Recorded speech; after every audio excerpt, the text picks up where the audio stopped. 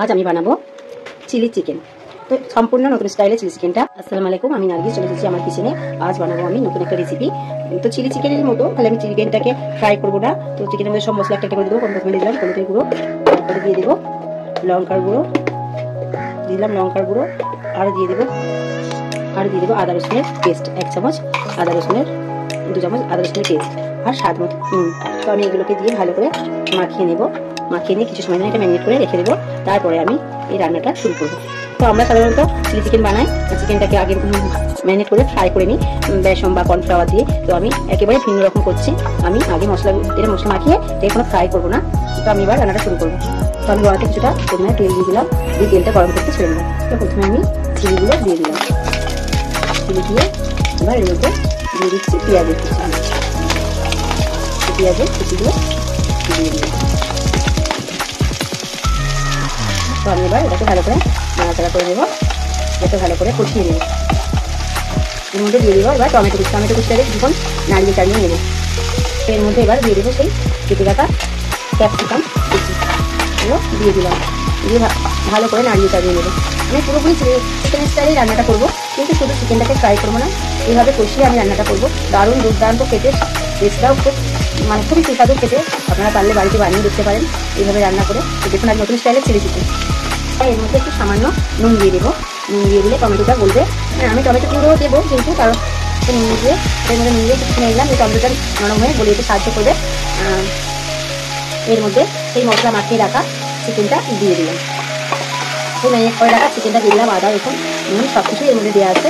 আমি আর নতুন করে কিছু মশলা দেবো না। এবার আমি চিলি চিকেনের যেই আইটেমগুলো দেওয়া হয় ওইগুলো দেবো।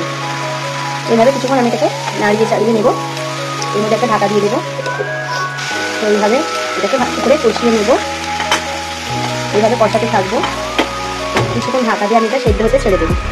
তো এটা এবার কষানো হয়ে গেছে। আমি এর মধ্যে এবার দিয়ে দেবো একটু চিলি সস, না এটা হচ্ছে দিলাম ডার্ক সোয়া সস, অল্প ডার্ক সোয়া সস দিয়ে দিলাম। আর দিয়ে দেবো কিছুটা টমেটো কেচাপ দিয়ে দেবো। আর দিয়ে দেবো কিছুটা চিলি সস, চিলি সস। তো এবার এটাকে ভালো করে কষিয়ে নেব। আগেই আমি টমেটো দিয়েছি, সেই টমেটোটা পুরো গলে গেছে। তো সেই টমেটোর সংমিশ্রণ একটা আছে, আর এই চিলি সস আর হচ্ছে টমেটো কেচাপ দিয়ে ভালো করে কষিয়ে নিচ্ছি। কিছুটা পরিমাণে জল দিয়ে দেবো, এই জলটাতেই সেদ্ধ হয়ে যাবে। তো আমি সেই ধুয়ে রাখা মাংস ম্যারিনেট করা জলটা দিয়ে দিলাম। তো এইটা একেবারে কষে এটা পুরো সেদ্ধ হয়ে যাবে। মাংসটা হয়ে গেলে আমি একটু কর্নফ্লাওয়ার দিয়ে দেবো, দিলে আমার চিলি চিকেন রান্নাটা হয়ে যাবে। তো আমি এবার ঢাকাটা খুলে নেবো। খুলে এর মধ্যে দিয়ে দেবো একটু কর্নফ্লাওয়ার, 2 চামচ কর্নফ্লাওয়ারকে আমি তুলে নিয়েছি, এর মধ্যে ছড়িয়ে দেবো। দিয়ে একটু নাড়াচাড়া করে দেবো। দিলে গ্রেভিটা একটু গাঢ় হয়ে যাবে। হয়ে গেলে আমার রান্নাটা পুরোপুরি রেডি। দেখুন আমার রান্নাটা আস্তে আস্তে কিছু 2-3 মিনিট আমি দিয়ে নেবো।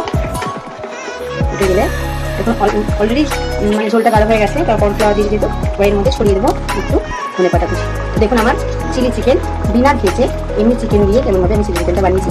খুবই সুস্বাদু, খুবই টেস্টি। আপনারা আমার কথা হয়তো বিশ্বাস হবে না, আপনারা আবার বাড়িতে বানিয়ে ভাবে দেখুন, দারুণ টেস্টি। অত ভাজাভুজি ঝামেলাই করতে হবে না। যেটা টেস্ট আলাদা, চিলি চিকেন ভেজে তার একটা টেস্ট আলাদা, আর এমনি চিকেন দিয়ে করলে তার একটা টেস্ট আলাদা। তো আমার চিলি চিকেনটা পুরোপুরি রেডি। তো আমার রান্নাটা আপনারা দেখুন, আমার রান্নাটা কেমন হয়েছে। আমার রান্না যদি আপনাদের ভালো লাগে, আপনারা চ্যানেলে লাইক করুন, শেয়ার করুন, কমেন্ট বক্সে জানাবেন কেমন হয়েছে। একেবারে সম্পূর্ণ ভিন্নভাবে রান্নাটা। তো আজকের মতো এতটা। আবার নতুন কোনো রেসিপি নিয়ে আপনাদের সামনে হাজির হবো। খোদা হাফেজ।